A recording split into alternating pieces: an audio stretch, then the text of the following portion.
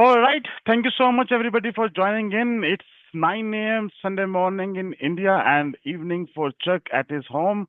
Fortunate enough to get his time slot for today. It's a big, big day for us. And Chuck, if I hope you don't remember, but exactly 2 years ago, we hosted you at Now Gurukul, 29th of September 2023. And I hope you had a great, great life in the last 2 years when we spoke. So we'll be starting in few minutes. Just before we start, bit of ground rules. Please keep on mute if you don't have the subject to speak on. Feel free to put your questions in the chat window, which we can ask with Chuck. And if possible, keep your videos on. The OG of ServiceNow industry is here. So let's meet and greet with him. I will try to take most of the questions from the audience because that is the entire agenda of this meeting to bring you close to the experts out here. Keeping the agenda short, I want to get straight away in the business in the interest of time. Just give me a moment. All right. Ladies and gentlemen, though Chuck Tomasi doesn't need an introduction, but because due to certain facts, so Chuck is currently semi-retired. He has spent over 40 years in software in development and IT, which is way more than my total age. His ServiceNow developer journey started in 2008. He was an employee for 14 years in various roles, concluding as senior developer advocate until retiring in 2024. He's now working part. स्वप्न कसे आहेत गे तू यायला काय म्हणजे हट्टीपणा कधीतरी एक दिवस ऍडजस्ट होत नाही म्हणजे काय ग रोज Apologies for that. He's now working part-time for a partner as an instructor. He's best known for his signature bow tie that you can see on his throat. Proudly, he wears that. And sharing creative applications and sharing what he has learned from the community. So, Chuck, how's your life now after retirement? I'm learning how to be retired. I was telling a friend this morning, I said, I think I have detachment issues because I'm still part of the community like this.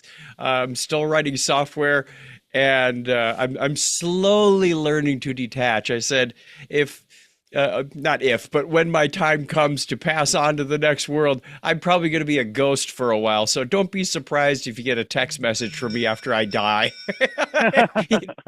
That was pretty funny. Yeah. Even, I was in a virtual meetup last week, and, I told that Chuck is coming to Now Gurukul, and you know what this asked me that, okay, he's retired. Let him live his life now, okay? But I was like, no, he can add a lot of value in the ecosystem. Ladies and gentlemen, you can start putting your questions in for the Chuck. Chuck, when I want to talk to you, right, the first memory come to in my mind is learn JavaScript from ServiceNow. I don't see any person in my circle, who hasn't learned that course. So we'll start with that. And check today's agenda. People know a lot about you, a very good things, a very glorified things, your achievements. I want to focus today's session on what learnings you want to give to people, right? What all good things that you have done, Sure. people already know. But what people take as an learning from you, which they don't repeat in their career. So we'll start from that. So your site says that I learn, I share, I change lives. So how has that philosophy shaped your journey in ServiceNow ecosystem, Chuck? And what advice do you want to give to the audience? That's a great place to start because it took me a long time to realize that's who I am and that's what I do. Even looking back into my childhood, it was the same kind of thing. I would learn something interesting in school or outside of school, and I would share that with my friends and hopefully make an impact on that. And I hope that everybody can take that from my experiences and share what you've learned. Not even don't just focus on technical, but you may hear a good story or a good joke or a lesson, that somebody has told you. Could be older, could be younger. Hey, this is what I learned from my children, and in sharing that, we all grow. There's a phrase that says, "A rising tide lifts all boats." Let your tide lift everybody's boat as well. It's up to them whether they listen and do something with it or not. But in sharing that, we all become richer. I totally agree with that, Chuck. So, Chuck, we want to understand, we know how did you, I will not say left service now, you are still a part of the system and you will always be, and you are, we are very grateful to have you in the system. But how did you started your journey? Because there are many people in the room today who are at a very early stage of their career, right? So, what was Right. your trigger point? How did you started? Let me back up a little bit. When I was probably the tender age of about 17 or 16, I took a random chance and took a computer course while I was in high school. This is the old days where the Apple was new. In fact, some of my hold on, I just happened to have this nearby. I didn't plan on this, but uh, the I took a beginner's computer course, which was learning BASIC on the Apple, and an advanced computer course, which was learning Fortran Oh, on a nice. mainframe using punch cards. Now, this is probably the most user hostile editor ever. You punched holes in these cards, which represented, either data or a line of code. I think I have one. I'm probably looking at all data cards here. Yeah, but that was the input mechanism back then. It was pretty brutal, and I still have quite a few of them. But that was my introduction, and I realized quickly that there was a certain empowerment to taking this machine, pretty foreign, and bending it to your will. If you had an idea, you wanted to build a game, or you wanted to draw a picture, or you wanted to make some sounds, you could do that on this machine. It was very versatile. And I would stay after school so that I could get some alone time with the computer and go through the book and type things in and then modify them and say, okay, that was how it's supposed to behave. But what if I change this from 10 to 100? And the line goes all over the screen and does crazy things because that's not where it's supposed to go. Like, okay, that was fascinating, and I learned something from that. So it was in that experiment that I said, this is probably what I want to do for my future. I enrolled in a local college where I was growing up and got a computer science degree. Didn't even know it was called computer science. In fact, that sounded very foreign to me. It sounded very dry, and I don't want to do computer science. That I want to do computer development or programming or something more fun. And I had an electronics minor too, so fitting the hardware with the software was very fun for me, and that's where my interest in connecting things together, whether it was via modems or serial cables. Now it's REST APIs and GraphQL, and interchanging that information became very, very interesting to me. And during my college years, I worked at a local computer store as a service technician, and we discovered dial-up bulletin boards, and there were a few in our community. And my friend and I, in fact, the guy I was just talking to a few hours ago, we had started creating one from scratch in the C programming language, running on, eventually it ran on a Unix machine, but we got good at not only the technical side of things, but learning how to run a community. This goes back to the mid '80s. This is 40 years ago when I had my first experience of interacting with people, monitoring chats and message boards, all kinds of things that would later prove valuable in life. I was just doing it for fun. This is the happy accident of my career. I was just pursuing what interested me, whether it was modems or whatever came next. After college, I got a job as a software developer where I wrote PC software that communicated with pay telephones. I don't know if you even remember pay telephones. They were a thing where you walked up, you put some money in it, and you made a phone call. There's, and people were able to buy these telephones and put them at gas stations or bowling alleys or wherever. And my software that I wrote for the company I worked for, but my software would interact with these. Again, modem communications, where it would go out and say, how many long distance calls did you make? How much money is in the coin box? And the phone could actually call in as well and say, hey, someone left my hook, the handpiece off of the hook. Someone's got to come out and take care of this. So it was very educational. I learned a lot from that in terms of building a robust application with communications, with reporting, with database. There wasn't a database under there. I was all file structures, but imagine, if you will, before the days of MySQL and even earlier than that, it wasn't structured in any real way. But it gave me that background education of how do these pieces fit together into a whole system. It was an application. And from that, I did that for a few years and then became a Unix system administrator.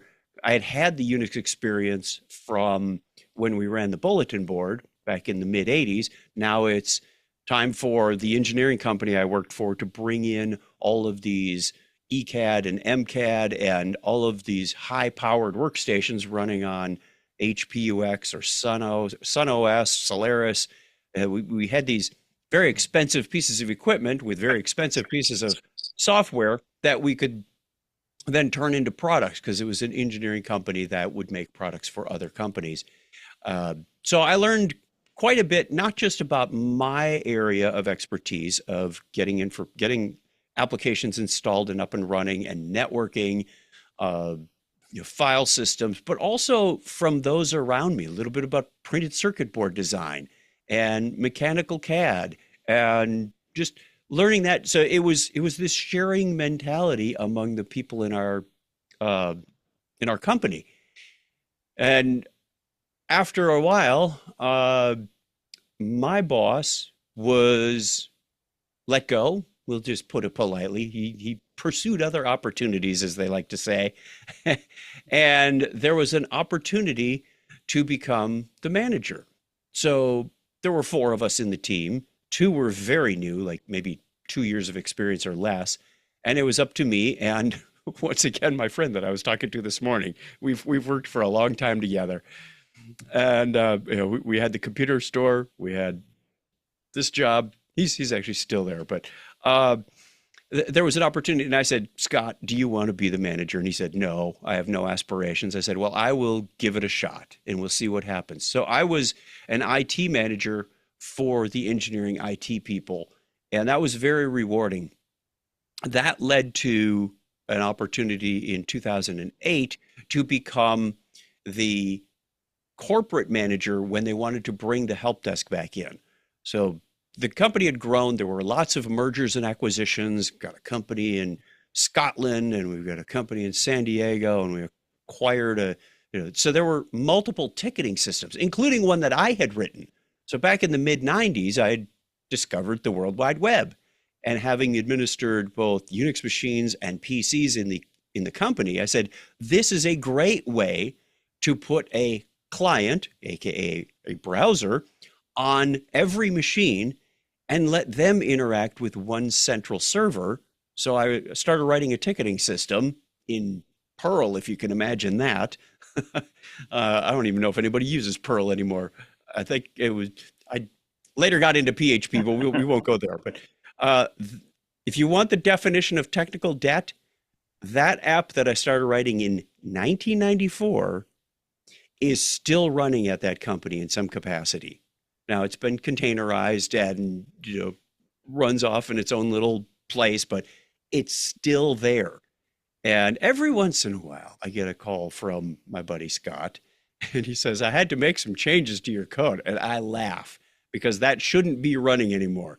So in 2008, we took a whole bunch of these, took the IT system off of that and these other ticketing systems, and one that was outsourced, and none of them talked to each other. So it was a really frustrating experience for the end users when they'd open a ticket in one system and then they'd get a reference because it had to be transferred to corporate, but nobody told them. And it was just bad. So we did some shopping around, did some investigation, and landed on ServiceNow. So I was a customer for a couple of years, did a partial ITSM implementation. We did incident catalog and knowledge, had plans of rolling out problem and change in 2010, went to Knowledge 10, and submitted an application for the first ever App of the Year. They used to call it the Innovation of the Year Award, but now it's rebranded as the Devies, came back as the Devies. familiar with the App of the Year award. And I had won first place. Yay! And 10 days after I got back, I was doing my Monday morning reports. I got called into the conference room and I was let go. So I was with that company for 22 years, from 88 until 2010. And I harbor no ill will. It was a great experience. I had software, I had networking, I had management. I had a lot of great experiences that led to other things. And during that time, I discovered podcasting in about 2004. So started writing podcasting. I had co-authored the second edition of Podcasting for Dummies, book behind me. Well, giant poster of a book behind me. That's the third edition. And so I got a lot of great experience and started as a technical consultant at ServiceNow. About a month later, I was only out of work for a little while and feel very fortunate. And part of that came from going to Knowledge. A large part of that came from going to Knowledge, because I was talking to people, shaking hands, saying hi. Literally within an hour of me being dismissed from my old company, somebody gave me a job lead. They said, "Oh, what kind of work are you looking for? Would you be interested in working at our company and doing our ServiceNow work?" Like, wow, that's incredible.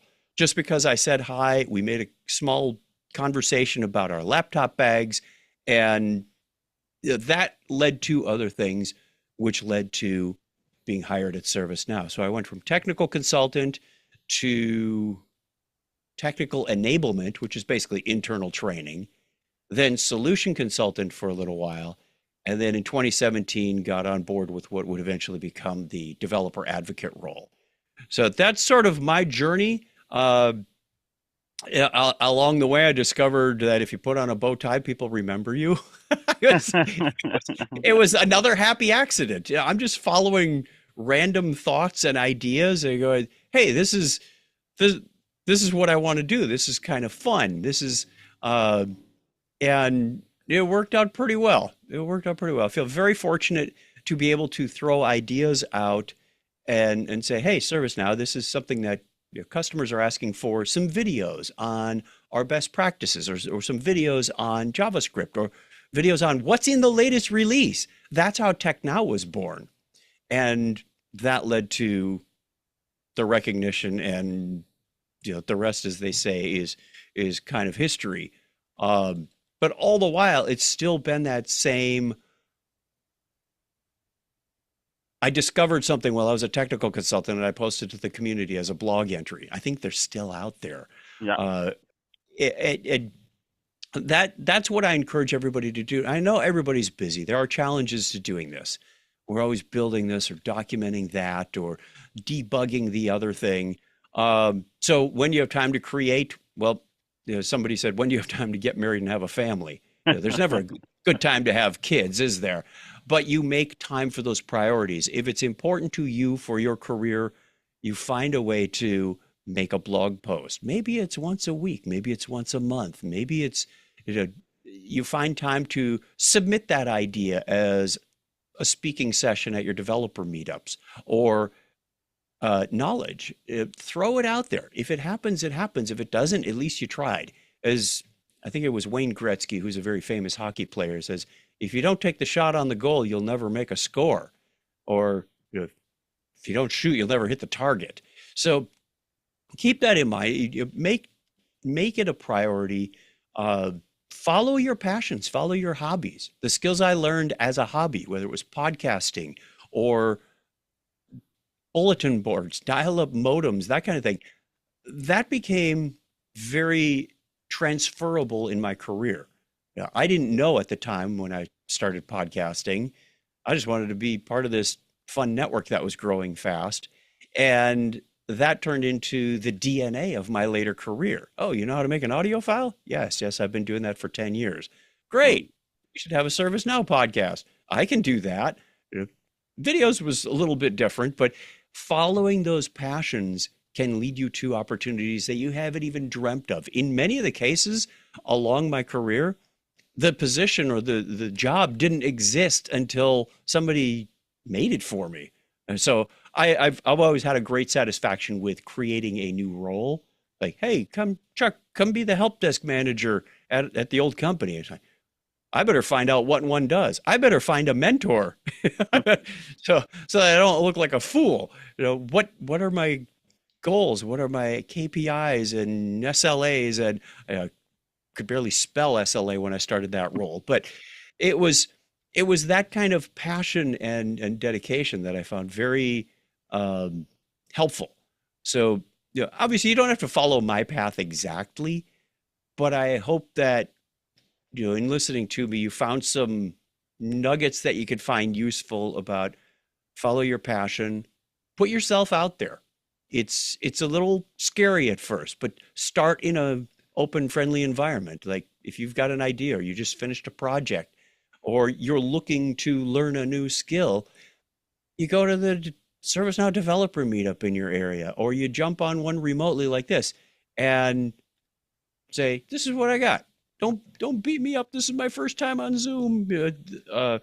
And it's a very open and friendly community. And many times, what I found is they want you to succeed as much as you want you to succeed.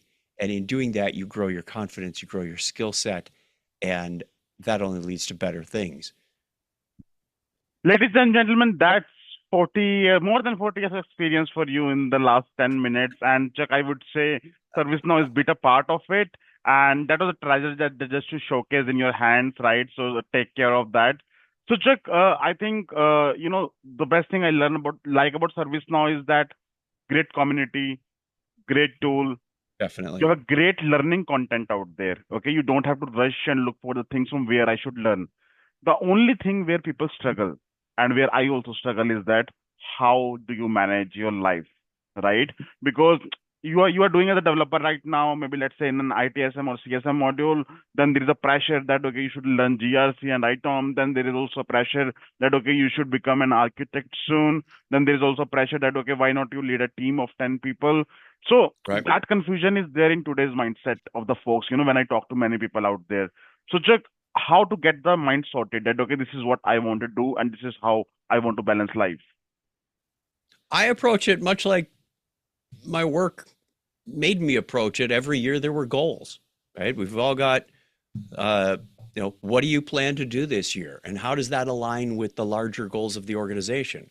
Well, my goals, I also had personal goals, along with, yes, I'd like to travel to this country or this destination. There were some personal goals in there, but there was personal growth as well. I'd like to dive into this technology. Everything doesn't have to happen tomorrow. Everything can't happen tomorrow. Your brain will explode. So by having those goals, you can then craft what are the projects around those to help me achieve those goals? And what are the tasks to accomplish that project? Now, what methodology and tools you use is completely up to you. Some people are fine with a notepad and paper. Some people will use online tools. And I've changed tool sets and technology several times. I started in 2002 with David Allen's Getting Things Done program, and I've adapted that and adopted it over the years. Currently, I still have lots of projects. Every trip that my wife and I take is a project. So, what's the hotel? Are we renting a car? How long are we staying? Are there people we need to see? Do we have reservations at a restaurant? There's lots of tasks, even in managing the household right now. I've got several plumbing projects, shower head here and a faucet there. And do I call a plumber? Do I do it myself? Do I order these parts? A lot of things we do are projects and we just don't realize it. And having them trackable eases your mind because you're not trying to keep so many things in your head. You've got them out of your head and into a system. It's got to be a system you can trust. Currently, I'm using Notion. I find it very helpful. It's almost like ServiceNow Lite, in my opinion. It's got a database. You could take notes. You can relate tables to tables and have some basic automation in there. So I've found that very helpful. At any point, I can glance at it and say what social events are coming up, who's coming, did they say they're attending? I've put together databases and dashboards around the way that my life is running right now. I started that about a year and a half ago. And one of my retirement goals is to keep in touch with people in my life, whether it's family members, friends, old coworkers. Uh, they're in a big contact list, and I've got related interaction records. So if I text somebody, I create an interaction record. If I see somebody at church, I create an interaction record. They don't know I'm doing it, but that way, when I talk to, say Damian Davis in the UK, I know what my notes were from our last conversation, and I can keep that conversation going even if I don't talk to him for another year. It's like, oh, how was your trip down to London? You said you were doing that in April of 2025. Wow, that was a long time ago. And you look like a genius when you bring up things like that because you made the conscious effort to make the notes on them. But the point is, it's out of my head, and that frees me up to focus on more creative endeavors.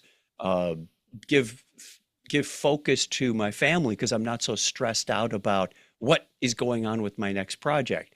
And if life should interrupt with something major, let's say I've got all these 4 or 5 projects. I'm planning for this next training course that's coming up, and we've got a plumber coming, and something were to change that completely. Let's say, family member gets ill and goes in the hospital, and I've got to be there. I can park all of that information. I know it's still going to be there when I get back and re-engage with it. It may have changed a little bit. Some things may have happened on the plumbing project or whatever, but I can re-engage with that and not be stressed out about, oh my gosh, where was I? How did that happen? And where does it go?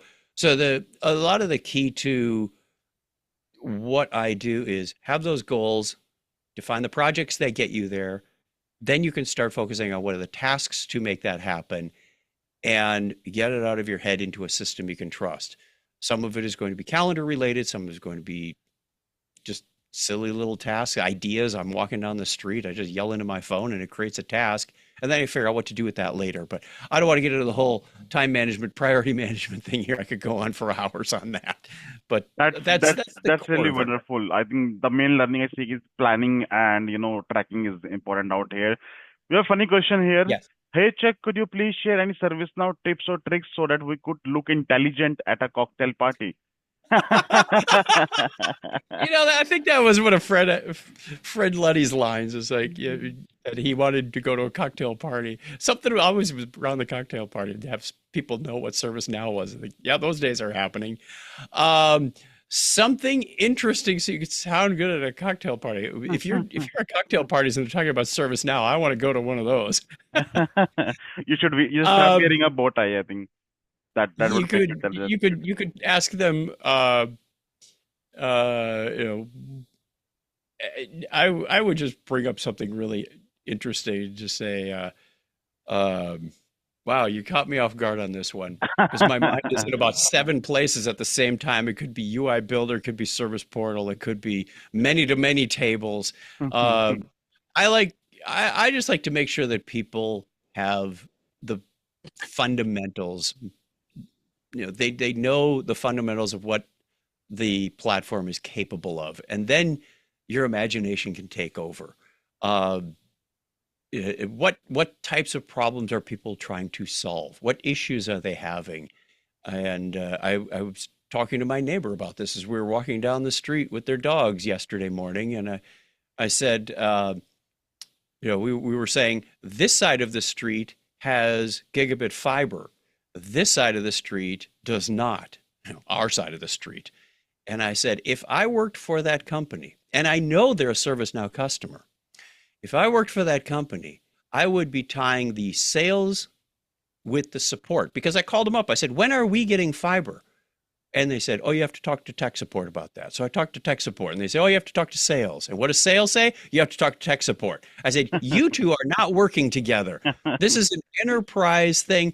And someone somewhere has a strategy of when you're rolling out fiber. And I would get the salespeople out 6 months in advance to go sign up now for a discount.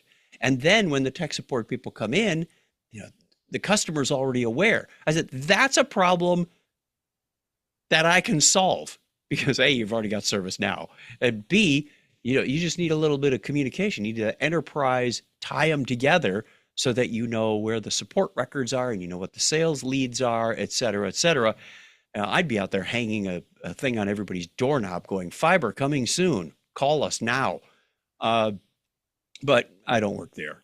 But that's the main mindset you want to be in when you're at these cocktail parties. Listen to what people are, where the pain points are, and what ideas they have. And it could be something totally not even business related.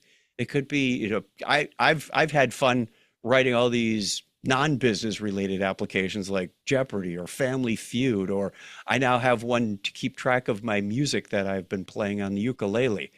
So it's a process. It's just keeping track of things and how do you want to manage them so that when my friends say, "Hey, we're getting together for this party," I'll say, "Great. I'm going to make a gig in ServiceNow and you can make requests and I will play songs for you."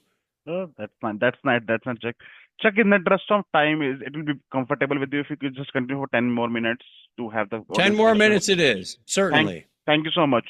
So, Chuck, next question is important, right? So every developer starts with JavaScripting and ITSM, and then you look forward. So there is a question: which module will be the highest in demand in the next 2, 3 years? How do you see AI and now say shaping developer roles on the platform? So how should developers look about it? Well, that's it for the 10 minutes. See ya. Well, look at the time. No, great question. Great question. I was just thinking this myself because I was watching a video where the builder agent was doing a lot of the work. And I was talking to a couple of my students from the latest cohort. They were building out their final project and they said, well, ChatGPT told me to write the client script like this.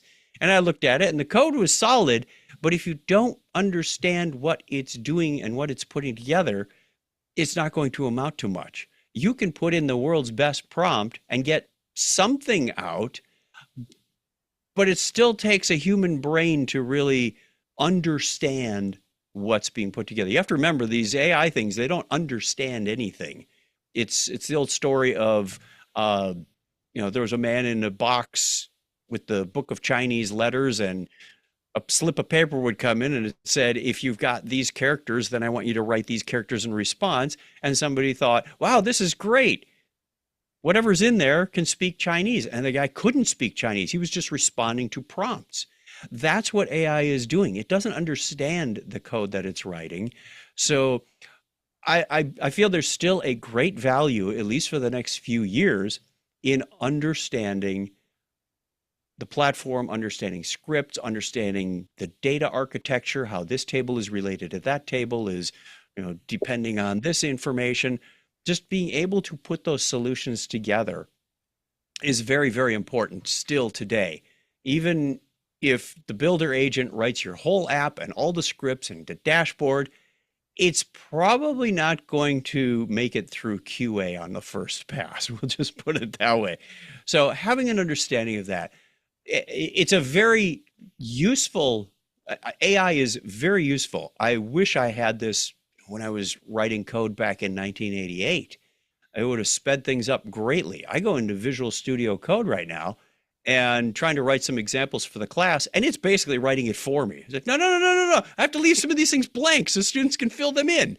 But you can write a comment and it will start filling out whole sections.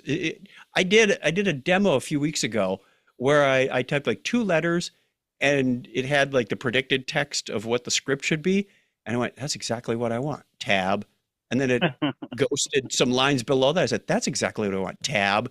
I had about 25 lines of code and I hit tab about 7 times. That wasn't much. And it actually had better error trapping than I would have put in myself.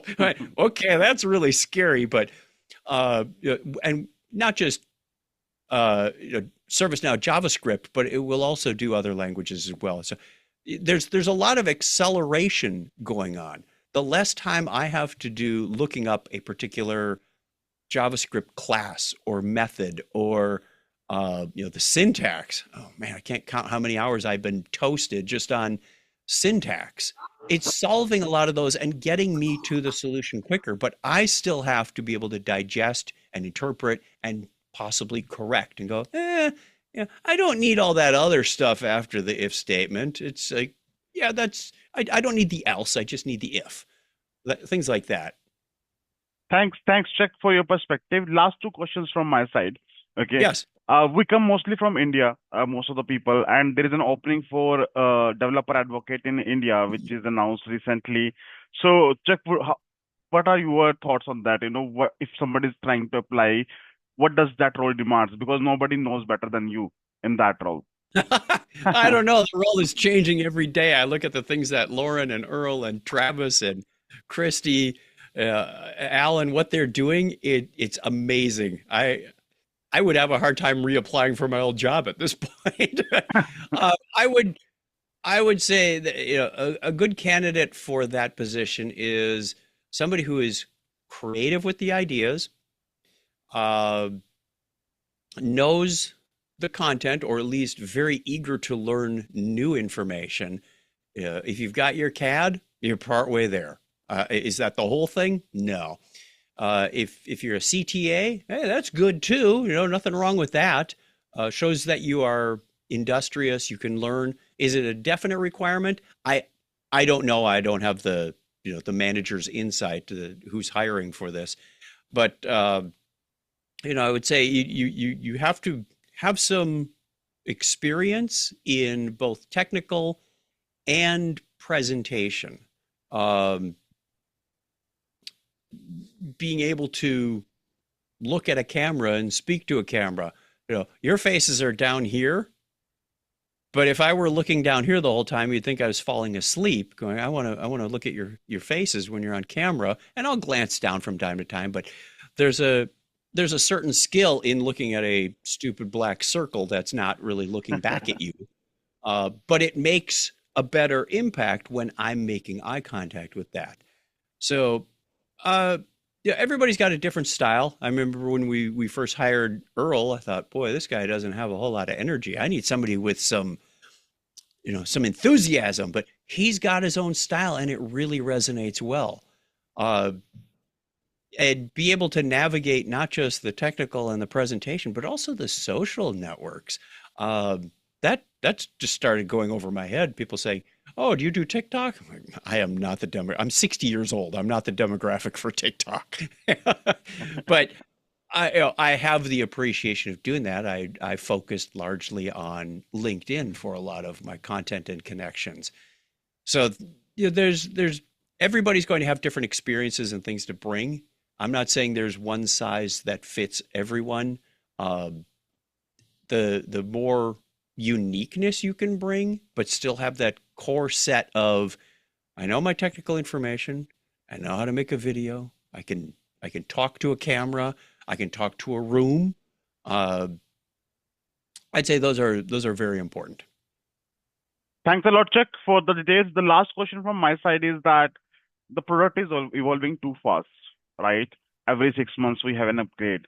So what are your thoughts that for the next 3, 4, 5 years, apart from only ServiceNow technical scripting and modules knowledge or architecture knowledge, what all things people need to focus and where the product is going for the next 3, 4 years?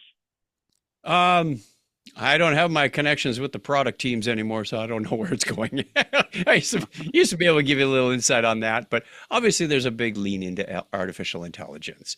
That's going to continue to be a big focus. I don't see that changing anytime in the near future. Still having the ability to create solutions, understanding, like I said, data models and scripting so that you can interpret and understand what the AI is doing. The how to keep on top of that information and where to focus is a great question. I will be perfectly blunt. I've been saying this for the last 15 or more years. Nobody knows everything about ServiceNow, so don't even try. You should be aware of what's out there so that if you have a need, whether it's for your job or for a personal interest, you can dive in deep to that. I know GRC exists. I would not say I'm a GRC expert or SecOps or even DevOps. I know of it, but I never really had a need to implement it. And even within things like doing the custom apps and software development, I never really became fluent with UI Builder. But if somebody said, "Hey, we've got to do a project and we're going to need, some workspaces, custom workspaces built," I would feel comfortable finding the resources, reaching out to the community, uh, leveraging those connections that I made to enable myself to be as useful as quickly as possible. So I think a number of people have referred to this as the T-shaped employee.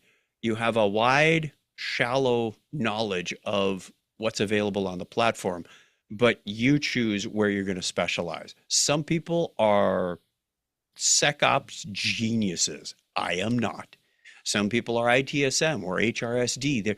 They're very, very good at understanding what's required, what the outcomes are, listening to those customer conversations and turning those into solutions for that specific discipline. Mine happened to be custom applications and integrations. That's where I chose to focus because that's what interested me, and that's where I had the most opportunities when I was a consultant and in those roles.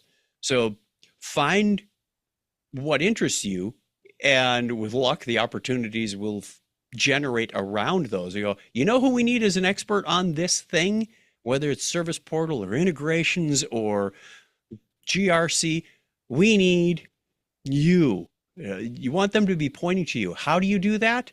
You have to let yourself be known. Put it on LinkedIn and go, I just had the world's greatest GRC implementation. Let me tell you what I learned. So unless you're out there, I know it sounds kind of salesy, and that's not always the best thing in a developer environment. But unless you're out there waving your flag going, hey, this is something I did that I think is really cool. And you can do it in a humble way and say, let me share this with you because I learned it and I didn't, I just discovered this thing. I thought it was really cool. That's how people are going to recognize you, because you could be the smartest person in the room, but if nobody knows it, it doesn't do you any good. They're not going to come to you with those opportunities because you didn't speak up and go, I know how to do that. I've done that before. Or I would like to explore that. That kind of gets into a conversation with your manager or your lead. And these are the opportunities I would love to pursue. And then they can start finding those that match your desires or your skills. So there's a conversation that has to be made there. And that's how you get that depth and that expertise and recognized. But it has to be on both sides. Otherwise, you're just going to be getting shoveled things that you may not want. And you go, we need a technical consultant to do X. And you go, I've never seen X before. I don't even think I like X, but I'll do my best. And that may not be the best for both parties, for the people that are receiving the work and for the people that are doing the work. Thanks a lot, Chuck. That's an amazing way to end this conversation. I would say pause this conversation. We'll resume it after a few months or years for sure. But the biggest learning I take from you is that the T-shaped career path, right? And nobody knows everything about service now is the really truth. And better Right. early we understand, early it is better. So Chuck, from entire India and from entire Now Gurukul team, I just want to hold my hand and say thank you to you. And we just greet with namaste to all the guests. Thank you so much for taking your time amidst of your busy schedule. I know you do a lot of things. We wish the best health and the happiness for you in your life, and you may just love whatever you are doing till you sleep. Thank you very much, everybody. Take care. Be safe. Thank you. Thanks, Chuck. Thank you so much. Bye. Thank you so much for being here. Thank you.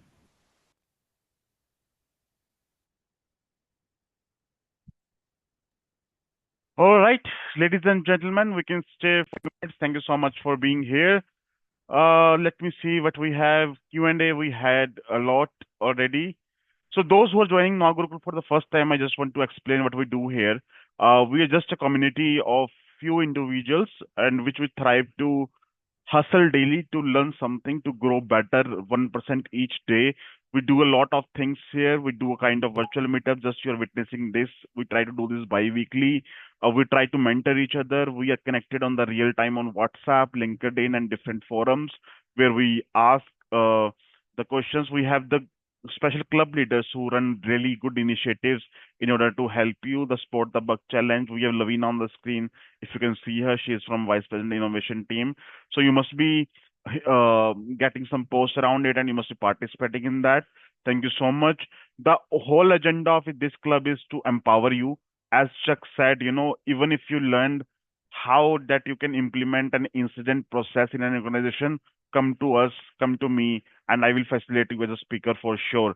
You can become a member of this club. The details are out there in our social media channels, and there is no restriction to a different geography. We are open to each and every geography. So this is our WhatsApp group. If you wish to be part of this community, if you are not, you can scan this barcode and you can get in this club. The main call out I want to put today in this meeting is that uh, getting inspired from Chuck and being the base of this club as well.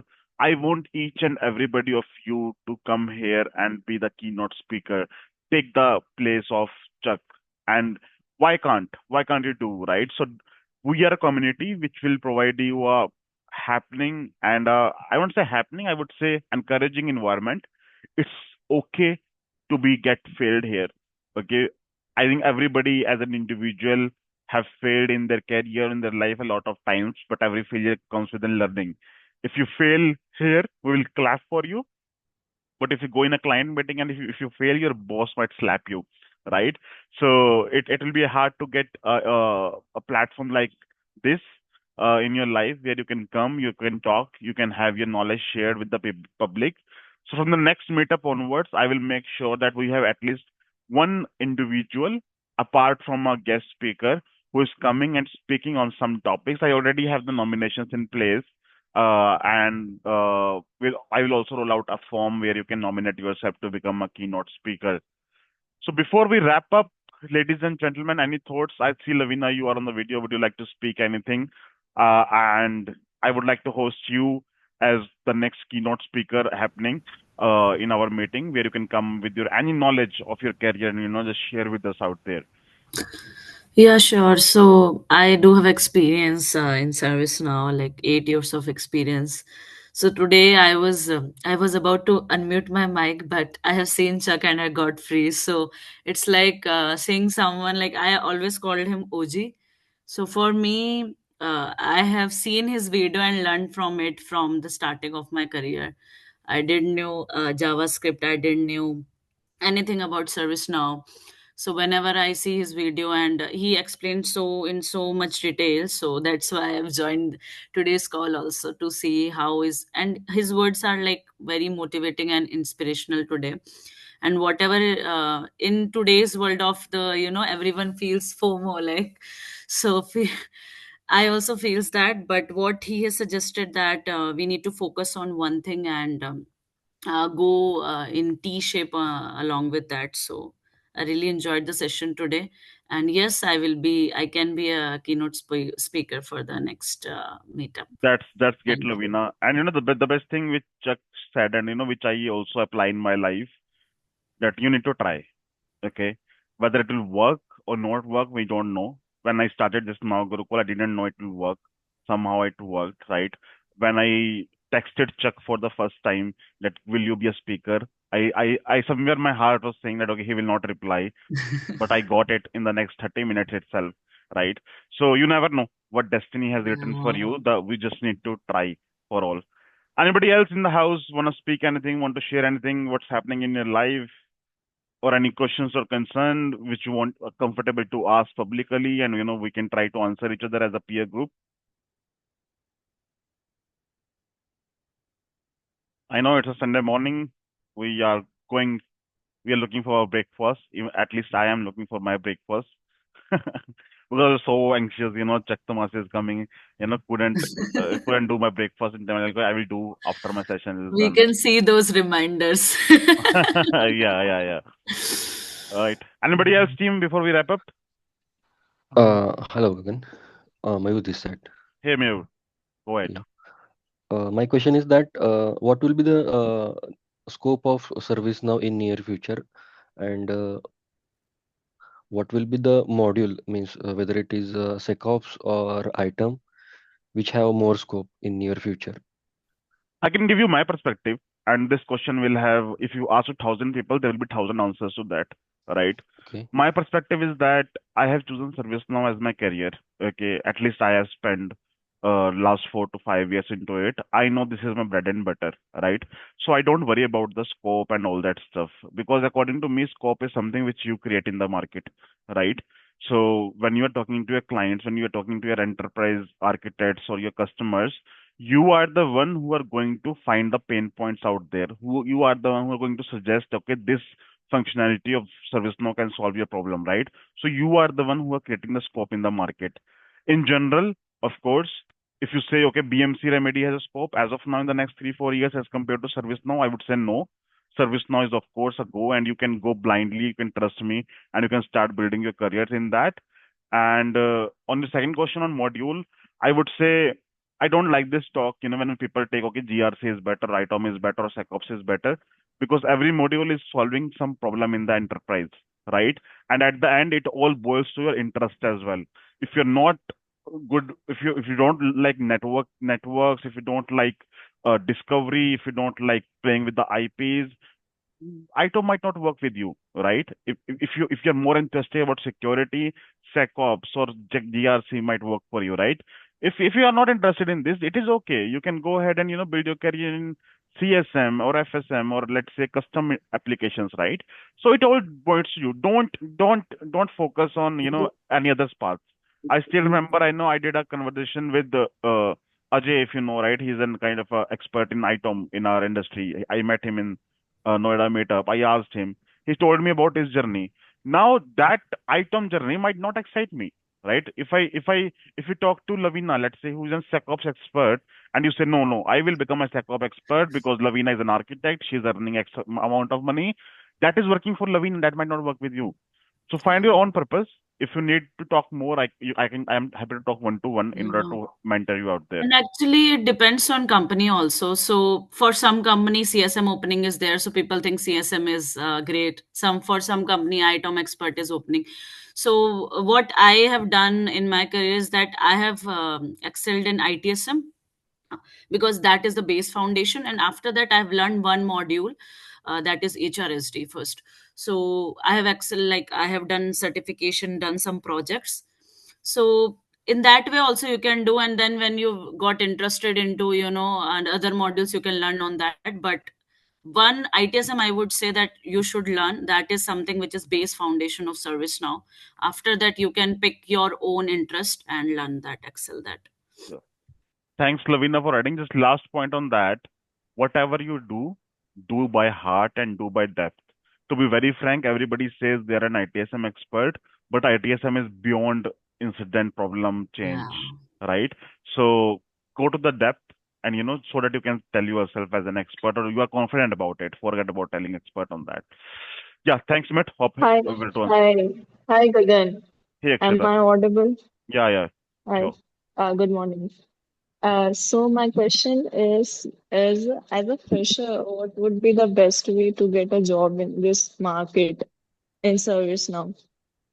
I will schedule a separate session for this, because I get a lot of questions on that. Maybe I will try to bring an expert over here. Okay, because as I told, for this question also there can be 1,000 answers if you ask 1,000 people. What I would suggest in a nutshell is that, okay, start building. Of course, you're learning. What I think missing in the freshers is that they don't do their own projects. Okay, you don't need to get into a job in order to do projects. So when I see a resume, let's say I am seeing an X person resume doing CSS certification, and let's say ITSM certification and basic JavaScripting, and the next resume with me is that a person who has done the same thing but also has built, let's say, 5 custom applications on that, or has some build some solution. So that kicks you in, right? So there are two part of it. First is you get an interview call for that, and second, when you crack it. I want you guys to more focus on the cracking part, right? Because with your hard work, you might get an interview call, but it will be waste if you're not able to crack that in 30 minutes. So make sure you're grinding yourself, you're putting that hard work, so that you know that if you're working in that interview, you will clear that for sure, right? But yeah, for freshers, I would like to host some sessions soon where you get some tips and tricks on, how to get an entry job in the ServiceNow industry for sure, Akshita. My last question is there, like, what is the chance, like, if I start my career in a service now, that there will be a guarantee that I'll get a job within a like next upcoming 2 to 3 months when I will work hard on it, I'll make projects. There is no guarantee that I'm alive for the next 1 minute. Okay, to be very blunt. Yeah, yeah. So same thing goes here. What I feel is that two or three things matter. The right mentoring. You should have a right mentor who gives you the right path for that. Your hard work and your dedication. Because there is no point in doing the donkey hard work for 12 hours per day if you're not doing it in the right way, right? So everybody needs to Yeah, understand yeah. what their job and what their life demands at that. So get a right mentor, Akshita, first of all, right? Keep doing the hard work, trust in the process, things will fall in place. For few people, it takes days, for few, it takes months, for few, it takes years, right? So there is no standard answer to that. Oh, And okay. Thank you so much for if that. somebody is telling you that I trained for you for 6 months and you will get a job, he's lying to you. Don't get into that trap. Yeah. Mentor is important. Mentor is very, very important because that is I don't know about Lovina because I'm talking to Lovina because she is my club leader and she is on video as well. If you are on video, I will speak to you as also. This is the biggest mistake I have done in my career, that not having a right mentor for the right thing at the right point of time. Lovina, anything from your side on that? Yeah, actually, what I generally do is whatever company I joins, right? I find a senior person and I'll talk to him, every now and then, and I take the suggestion. You might know Munish Konda from Tech Systems. So he is my mentor. Like I discuss with him if any opportunity is there, what is going in my company and everything. So I use that approach. But yes. And there are many experienced professionals which you can reach out and ask for advice, and they can advise you. Actually, people are out there, are there to help you actually. So it's not Yeah, a problem. And yes, we need a mentor because otherwise we can go in 10 different directions. So agree, agree. it's very confused environment right now. Content creation is Okay. like so many content is there in the on the online, so that people are getting confused actually. So you need a mentor, that's Sure. right. Yeah, I will Thank you, share a Lavina. quick thing on that. Thanks, Akshita, for bringing that point up. I was doing 10 or 100 of things in my organization. Okay. And one thing, my super boss called me and said, okay, boss, whatever you're doing is fantastic. Okay. But just tell me how, as a practice, we are getting out of this. All right. And that question stuck me. Doing 10 things doesn't matter. Doing the right thing is matter. Even if you're doing the one right thing, right? That is important. I can bring belly dancers in this now Gurukul club meeting, right? And you will all get entertained from that. But does that helping you? No, right? So doing the one right thing is important in each sector. Okay, last thing, last talk, last question here, and before we wrap up. Yeah, hi, good morning. Okay. Hi, Deep. Okay, this morning I see some post on the LinkedIn, okay, where that guy is uploaded some user story on the Chat GPT, and that Chat GPT start creating, things application in the ServiceNow itself. So, which got me worried. I mean, if Chat GPT and some sort of thing can do this much of work in friction of minutes.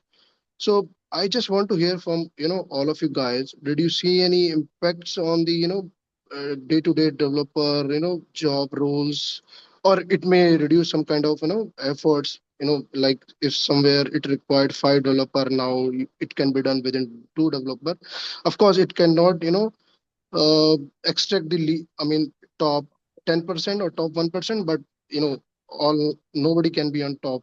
I mean, all cannot be on top. So I just ask you on that front how someone should should do.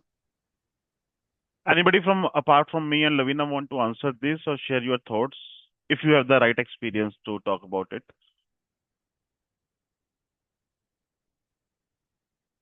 Okay, I will add my 2 cents and then Lavina will add. So basically, Chuck also talked about it, right? AI is your assistant. AI is not your replacement, right? So I don't get into those talks. I don't listen those talks as well, where people are saying, okay, AI will replace the job and all that stuff. I manage a good team here at my organization. I never see that, okay, we are not hiring developers because of AI, or we are not deploying the developers on the projects because of AI.